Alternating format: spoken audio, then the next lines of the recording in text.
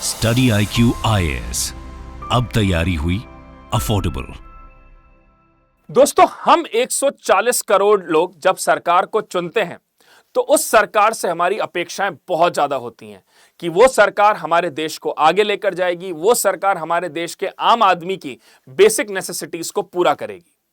और यहां पर प्रधानमंत्री मोदी जी ने एक नारा दिया है कि 2047 तक भारत एक विकसित देश बन जाएगा, यानी कि आजादी को जब 100 साल पूरे हो जाएंगे तो भारत एक विकसित देश बन जाएगा। लेकिन जितना आसान ये बोलना है उतना ही ज्यादा कठिन है इसको पूरा करना। यानी कि अगर मैं आपसे कहूं कि भारत में इस समय 5 ऐसे बड़े चैलेंजेस हैं जो हमारे इस विकसित भारत के सपने को पूरा करने में एक बाधा बन सकते हैं, और अगर भारत ने इन 5 चैलेंजेस को पूरा कर लिया तो भारत को 2047 तक विकसित बनने में दुनिया की कोई ताकत नहीं रोक सकती। तो अगर आपने पिछले 7-8 महीनों में आपने अगर अखबार आप पढ़ रहे हैं तो आपके सामने ये 5 मेजर चैलेंजेस आपको दिखे होंगे। ये जो 5 मेजर चैलेंजेस हैं वो है, पहला, लो इकोनॉमिक ग्रोथ, भारत की ग्रोथ जो है वो लगातार डिप कर रही है। दूसरा, रुपये का डॉलर के सामने कमजोर होना। तीसरा, हमारा विदेशी भंडार या फॉरेक्स रिजर्व का लगातार कम होना। चौथा, देश में बढ़ता हुआ इन्फ्लेशन। और पांचवा, हमारे यहां पे बेरोजगारी बढ़ते हुए, अनएम्प्लॉयमेंट बढ़ते हुए एंड रियल वेजेस का कहीं ना कहीं फॉल होना। These are the 5 major challenges for our economy. तो एक एक करके मैं इन सारे चैलेंजेस के ऊपर बात करूंगा। मेरा जो सबसे बड़ा चैलेंज है वो है हमारी लो इकोनॉमिक ग्रोथ, या हम ये कहें देश के सामने जो इस समय सबसे बड़ा चैलेंज है वो है लो इकोनॉमिक ग्रोथ। अगर अभी अक्टूबर में ही हमने एक न्यूज पढ़ी, उसमें हमें पता चला कि देश की जो इकोनॉमिक ग्रोथ है सेकेंड क्वार्टर में, हमारे यहां 4 क्वार्टर होते हैं, तो जो सेकेंड क्वार्टर में इकोनॉमिक ग्रोथ हुई हमारे देश की वो पिछले 7 क्वार्टर में लोएस्ट है। अब एक आम आदमी को ये कैसे समझ में आएगा कि लोएस्ट है या नहीं है? आप अपने आप का पैमाना तय करते हैं, ऐसा आपने आज कितना पैसा कमाया, अगले महीने आपने कितना पैसा कमाया, उस तरह से अब अपनी ग्रोथ को एनालाइज करते हैं। सिमिलरली देश की जो ग्रोथ होती है उसका एनालिसिस होता है उसकी जीडीपी से, that is gross domestic product. अगर देश की जीडीपी लगातार बढ़ती जाती है तो हम ये मानते हैं कि देश में इकोनॉमिक ग्रोथ बढ़ रही है। लेकिन भारत की जो जीडीपी ग्रोथ है second quarter of this particular year वो बहुत नीचे आ गई है। अब उसके पीछे का सबसे बड़ा जो कारण है वो है स्लो मैन्युफैक्चरिंग। देखिए, दुनिया के जितने भी बड़े देश हैं, चाहे अमेरिका हो चाहे चाइना हो, ये जितने भी बड़े देश हैं, ये सिर्फ एक चीज पर पूरी दुनिया पर धावा बोलते हैं, वो है इनकी मैन्युफैक्चरिंग। यानी कि जितनी स्ट्रांग मैन्युफैक्चरिंग आपकी होगी उतने ही ज्यादा इकोनॉमिक ग्रोथ के या जीडीपी के बढ़ने के चांसेस ज्यादा होते हैं। अब भारत की अगर मैं जीडीपी ग्रोथ की आपको बताऊं कहानी, तो अगर लास्ट ईयर के कंपैरिजन में, मतलब पिछले साल का जो क्वार्टर 2 हम देखें तो पिछले साल के क्वार्टर 2 में हमारी इकोनॉमिक ग्रोथ थी 14.3%, यानी कि कहीं ना कहीं बहुत बड़ा डिप इस समय हमने फील किया। इस समय यह ग्रोथ 2.2% के आसपास है। और अगर मैं आपको बताऊं इस साल का जो पहला क्वार्टर था, अप्रैल मई जून, उसमें भी हमारी इकोनॉमिक ग्रोथ 7% थी, यानी कि मैन्युफैक्चरिंग ग्रोथ हमारी 7% थी। तो आप ओवरऑल देखिए कि जो ये क्वार्टर 2 में हमारी मैन्युफैक्चरिंग ग्रोथ सिर्फ 2.2% है। उसका एक सबसे बड़ा कारण है कि रॉ मटेरियल्स का महंगा होना। और मैं आपको यह भी बताऊंगा कि रॉ मटेरियल्स क्यों महंगे हुए, साथ साथ में पूरी इकोनॉमी में जो एक स्लोडाउन चल रहा है वो इसका एक बहुत बड़ा रीजन है। दूसरा जो हमने रीजन समझाया वो है हमारा कंस्ट्रक्शन सेक्टर का फॉल। कंस्ट्रक्शन सेक्टर एम्प्लॉयमेंट भी प्रोवाइड करता है और साथ साथ में ओवरऑल देश में इकोनॉमिक ग्रोथ को भी बूस्ट करता है। यहां पर कंस्ट्रक्शन सेक्टर में भी एक बहुत बड़ा डिप आया। उसके अलावा माइनिंग जो हम करते हैं, जिससे हम रिसोर्सेज को एक्सट्रैक्ट करते हैं, जो हमारे रिसोर्सेज होते हैं, खनिज होते हैं जिनको हम निकालते हैं, उसमें भी एक बहुत बड़ा फॉल आया। उसका एक रीजन था कि इस बार बरसात बहुत हुई जिसकी वजह से पानी जो है वो खानों में जमा हो गया। ये मेजर हमारे कारण है जिसकी वजह से हमारी मैन्युफैक्चरिंग ग्रोथ पुअर रही। अब मैं आपको ये बताता हूं कि ये स्लो जो ग्रोथ होती है या ये जो मैन्युफैक्चरिंग ग्रोथ जो स्लो हुई है, या हम ये कहें कि India's goods export decline by 9% इन अगस्त, मतलब हमारे जो टोटल एक्सपोर्ट्स हैं वो भी फॉल हुए और हमारा ट्रेड डेफिसिट $30 बिलियन तक चला गया। ये ट्रेड डेफिसिट क्या है? Trade deficit simply means export minus import, यानी कि जो गुड्स हम एक्सपोर्ट करते हैं विदेशों में वो 9% तक गिर गए, और साथ साथ में हमारे इंपोर्ट एक्सपोर्ट का जो गैप है वो लगभग $30 बिलियन तक पहुंच गया। यानी कि हमारे एक्सपोर्ट इतने कम हुए और हमारे इंपोर्ट बहुत ज्यादा हुए। इसका जो सबसे बड़ा कारण है वो है ग्लोबल इकोनॉमिक स्लोडाउन। देखिए इस समय चौतरफा आप देखें तो सिर्फ वॉर की खबरें आ रही हैं, चाहे वो रशिया यूक्रेन हो, चाहे ईरान इजराइल का युद्ध हो, चाहे गाजा पट्टी को लेके इजराइल पैलेस्टाइन की प्रॉब्लम हो। ये जो वॉर वाली जब सिचुएशन होती है तो पूरे वर्ल्ड में एक इकोनॉमिक स्लो डाउन आता है, और जब वर्ल्ड में इकोनॉमिक स्लो डाउन आता है तो ना तो डिमांड जनरेट होती है, ना ही सप्लाई चेन प्रॉपर होती है, ना ही पूरे वर्ल्ड में एक तरह का बूम होता है। तो ये एक सबसे बड़ा कारण है जिसकी वजह से ग्लोबल इकोनॉमिक स्लोडाउन की वजह से हमारे एक्सपोर्ट वीक हुए। दूसरा सबसे बड़ा कारण है लैक ऑफ एक्सपोर्ट डाइवर्सिफिकेशन। आप ये देखिए कि भारत जो मेजर एक्सपोर्ट्स करता है, जितने भी मेजर एक्सपोर्ट्स हिंदुस्तान करता है वो जनरली किसको करता है, या तो यूएस को करेगा या यूरोपियन कंट्रीज को करेगा। भारत ने अपने एक्सपोर्ट चैनल्स को डाइवर्सिफाई ही नहीं किया, यानी कि देश दुनिया में जो इतने बड़े बड़े 170 180 देश हैं, इंडिया ने ट्रेड डाइवर्सिफिकेशन अपना बहुत वीक कर रखा है। क्यों नहीं आप जाते हैं स्कैंडिनेवियन कंट्रीज के पास, क्यों नहीं आप जाते हैं साउथ अमेरिकन कंट्रीज के पास, क्यों नहीं आप देखते हैं अर्जेंटीना न्यूजीलैंड जैसे देशों को। तो यहां पर इंडिया को अपने एक्सपोर्ट को डाइवर्सिफाई करने की बहुत ज्यादा जरूरत है, और वो एक्सपोर्ट का डाइवर्सिफिकेशन तभी होगा जब आप अपने क्वालिटी प्रोडक्ट्स को बनाओगे। तीसरा और सबसे अहम मुद्दा कहीं ना कहीं strong competition from other countries. देखिए जो दिग्गज ऑलरेडी बैठे हुए हैं, जैसे चाइना है, यूएस है, ये पूरे मैन्युफैक्चरिंग कैपिटल में बहुत बड़ी पोजीशन होल्ड करते हैं। अब अगर आपको इनको टक्कर देनी है तो या तो आप अपने गुड्स इतनी क्वालिटी वाले बनाओ कि आपके सामने टिके नहीं, या फिर आपकी मैन्युफैक्चरिंग चैनल इतना स्ट्रांग होना चाहिए कि वर्ल्ड की आपके ऊपर डिपेंडेंसी हो। अब यहां पर चाइना कैसे खेलता है, चाइना पूरे वर्ल्ड में एक तो उसने अपनी डोमिनेंस एस्टैब्लिश कर रखी है। कुछ कुछ गुड्स तो ऐसे हैं जो चाइना ही बनाता है पूरे वर्ल्ड में 90% से ज्यादा। तो जब उसकी हेजेमनी इतनी स्ट्रांग है तो वो क्या करता है, वो सस्ते दामों पर सस्ती प्राइसेस में अपने गुड्स को डंप करता है। यानी कि अगर आप चाइना के मोबाइल फोन को देखोगे, Xiaomi, OnePlus, Oppo, Vivo, जितने भी आप ये फोन्स देखोगे, इनकी प्राइसेस इंडियन फोन्स के कंपैरिजन में क्यों कम है, क्योंकि चाइना डंप बहुत करता है। तो ये जो डंपिंग जो चाइना करता है उसकी वजह से हमारे गुड्स उनके सामने स्टैंड नहीं कर पाते, जो एक बहुत बड़ा रीजन है कि हमारे जो एक्सपोर्ट्स हैं वो फॉल करते हैं। और चौथा, जो कि कहीं ना कहीं ये चैलेंज आज का नहीं है, ये चैलेंज आजादी से लेके अब तक चल रहा है, दैट इज इंफ्रास्ट्रक्चर प्रॉब्लम। मैं कई बार ये लाइन कह चुका हूं कि इंफ्रास्ट्रक्चर जो है वो फार्म गेट से कंज्यूमर प्लेट तक चाहिए। जितना स्ट्रांग आपका लॉजिस्टिक होगा, जितनी स्ट्रांग आपकी रोड, रेलवे, एयर कनेक्टिविटी होगी, उतनी जल्दी आपके एक्सपोर्ट्स होंगे, उतने ही ज्यादा बेहतर तरीके से आपकी शिपिंग इंडस्ट्री डेवलप होगी। तो ये एक दो कुछ चार सबसे बड़े रीजन है हमारे एक्सपोर्ट के फॉल में। उसके बाद अगर मैं आपको बताऊं कि ऐसा नहीं है कि भारत सरकार को यह पता नहीं है, भारत सरकार इसके लिए पूरी जान लगा रही है। और आप देखिए पीएलआई स्कीम, तो पीएलआई स्कीम ने मैन्युफैक्चरिंग को बहुत ज्यादा ग्रो करा है। ये पीएलआई स्कीम जो है ये 14 सेक्टर्स के ऊपर फोकस करती है, प्रोडक्शन लिंक्ड इंसेंटिव स्कीम। ये स्कीम 14 सेक्टर्स को आइडेंटिफाई करती है और उनको इंसेंटिव देती है उन इंडस्ट्रीज को, अगर वो अच्छा कार्य करती है तो उनके लिए बेहतरीन वर्ल्ड क्लास इंफ्रास्ट्रक्चर, सस्ती दरों पर लोन, अल्टीमेट इंफ्रास्ट्रक्चर, सब उन इंडस्ट्रीज को प्रोवाइड किया जाता है। अगर मैं आपको और बताऊं, सरकार ने कैपिटल एक्सपेंडिचर के ऊपर 11 लाख करोड़ का अलॉटमेंट किया है। यानी कि ऐसे एक्सपेंडिचर जो कि प्लान्ड होते हैं, जो कि ऐसे एक्सपेंडिचर जो कि देश में विकास पैदा करते हैं, चाहे वो एयरपोर्ट का कंस्ट्रक्शन हो, चाहे वो स्टेडियम बनाना हो, चाहे वो डैम बनाना हो, रेलवे स्टेशंस बनाने हो, मतलब वो एक्सपेंडिचर जो लॉन्ग टर्म में रेवेन्यू जनरेट करके दें, वो होते हैं हमारे कैपिटल एक्सपेंडिचर। तो सरकार ने यहां पे 11 लाख करोड़ कैपिटल एक्सपेंडिचर के लिए दिया है। उसके साथ साथ सेमीकंडक्टर मिशन, इस पर तो हमारे सरकार की तारीफ बहुत ज्यादा करनी चाहिए।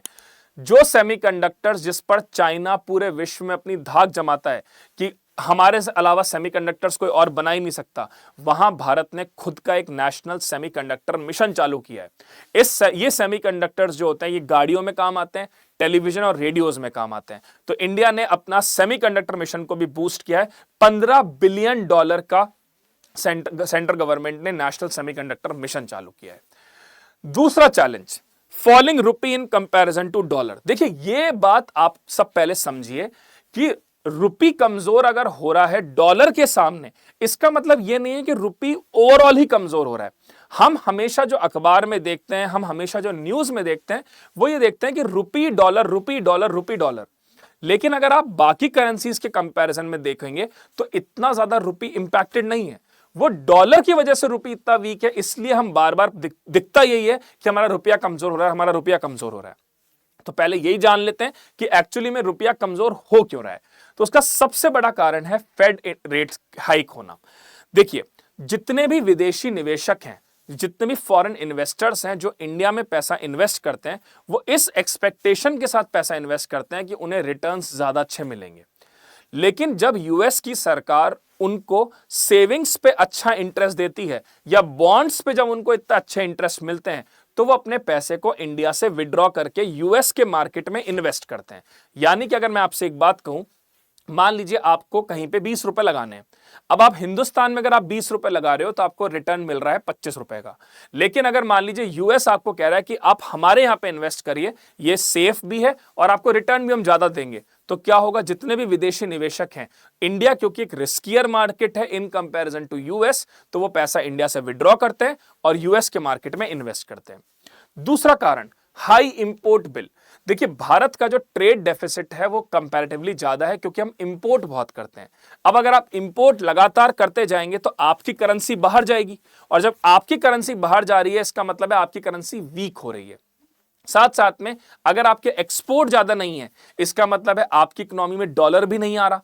तो कहीं ना कहीं यह भी एक बहुत बड़ा कारण है जिसकी वजह से हमारे इंपोर्ट बिल्स बढ़ते हैं। तीसरा, कैपिटल आउटफ्लो। कैपिटल आउटफ्लो क्या मतलब होता है, अगर फॉरेन इन्वेस्टर्स आपकी कंट्री में एफडीआई लेके नहीं आ रहे, विदेशी निवेशक आपके यहां पे अपना बिजनेस सेटअप नहीं कर रहे, तो वो डॉलर आएगा कहां से। यानी कि अगर विदेशी निवेशक चाहे यूएस का हो, फ्रांस का हो, जर्मनी का हो, ब्राजील का हो, अगर ये इन्वेस्टमेंट चाइना में करेगा तो वो पैसा डॉलर सारा वहां जा रहा है या उनकी करेंसी वहां जा रही है, तो आपके यहां पर वो एफडीआई इन्वेस्टमेंट इसलिए भी नहीं आता क्योंकि आपके यहां पे डॉक्यूमेंटिंग हर्डल्स बहुत हैं, ease of doing business poor है, आपके यहां पे रेगुलेटरी एनवायरनमेंट बहुत है, क्लियरेंसेस बहुत लेट मिलती हैं। और लास्ट जो सबसे बड़ा कारण है, ग्लोबल कमोडिटी की प्राइसेस हाइक होना। ऑयल पेट्रोल की प्राइस हाई होना, डीजल की प्राइस हाई होना, साथ साथ में उन सारी चीजों की प्राइस हाई होना जिनकी डिमांड इंडिया में बहुत ज्यादा है बट इंडिया उनको प्रोड्यूस नहीं कर पाता।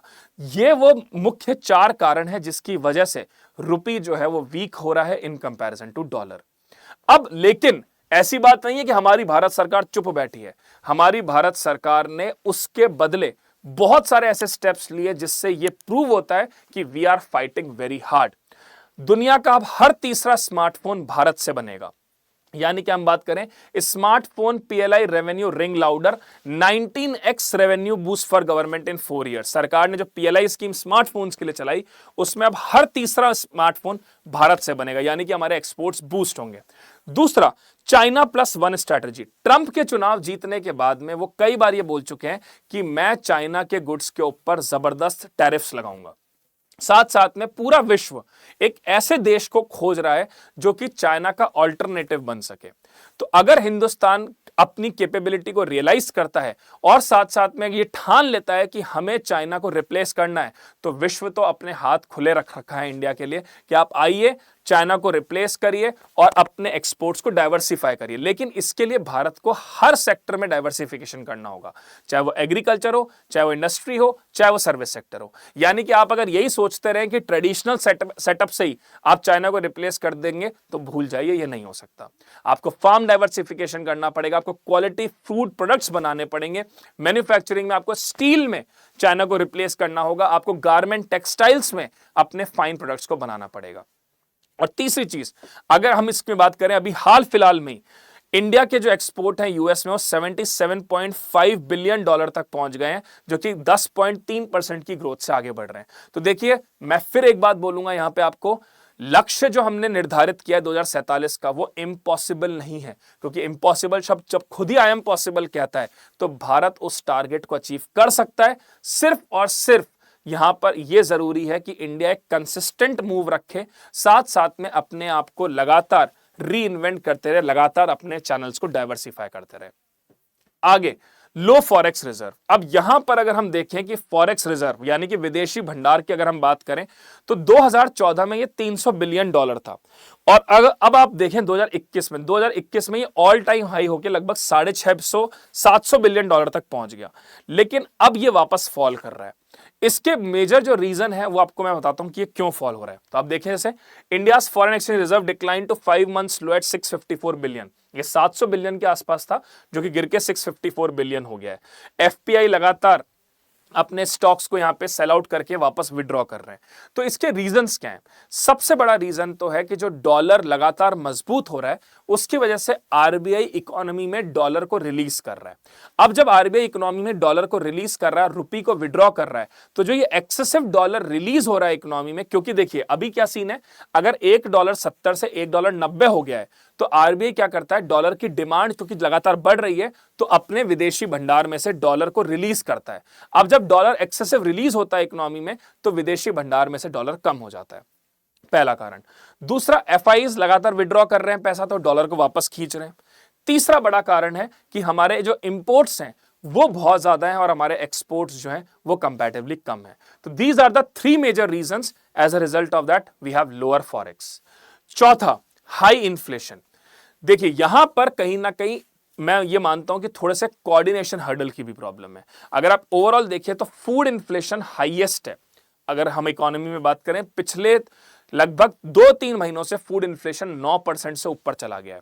अब इसके पीछे का रीजन क्या है? जब शक्तिकांत दास जी आरबीआई के गवर्नर थे तो वो लगातार ये बात बोल रहे थे कि आने वाले समय में दिवाली है, शादियों का टाइम है, फूड इन्फ्लेशन बढ़ेगा।